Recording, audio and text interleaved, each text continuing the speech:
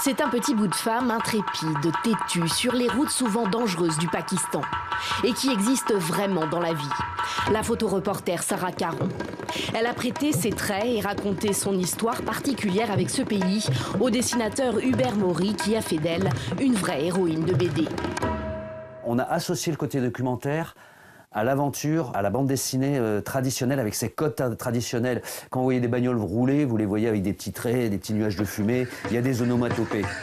Nous, on voulait le faire pour prendre un petit peu de recul ou de distance vis-à-vis de ce qu'on racontait, parce que ce qu'on raconte, en fin de compte, est assez dramatique. Et en fin de compte, on voulait pas que ça soit trop dramatique aux yeux du lecteur. On voulait pas faire quelque chose de glauque, quoi.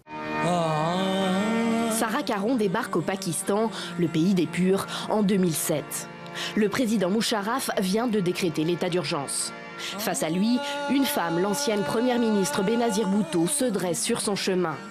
Sarah Caron fera pour le magazine Time les derniers clichés de celle que l'on décrit alors comme la personnalité politique la plus importante du monde musulman. Au moment où elle photographie Benazir Bhutto, ça se passe pas mal, je crois. Elle fait des très belles photos d'ailleurs. C'est une photo très connue de Benazir Bhutto, quand elle est assise sur son sofa là. Benazir Bhutto apprend que Musharraf la maintient en résidence surveillée dans l'endroit où elle est, c'est-à-dire à Lahore. Et Sarah se trouve, en quelque sorte, emprisonnée avec Benazir dans cette superbe villa qui appartient au sénateur Rossa. Une aubaine pour la photographe qui documente l'assignation à résidence de l'opposante et du petit monde qui l'entoure. Courtisans, collaborateurs, domestiques. Un mois et demi plus tard, Benazir Bhutto meurt dans un attentat kamikaze. Son assassinat déstabilise plus encore le pays. On suit Sarah Caron lors de ces semaines tendues. L'objectif du livre est aussi de montrer le travail compliqué de ces journalistes de terrain.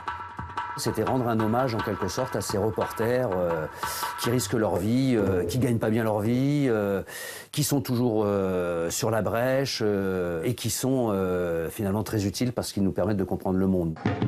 Ce récit, épique, trépidant, reste réaliste car Hubert Maury est lui-même un fin connaisseur du Pakistan où il a travaillé pendant 3 ans comme analyste politique.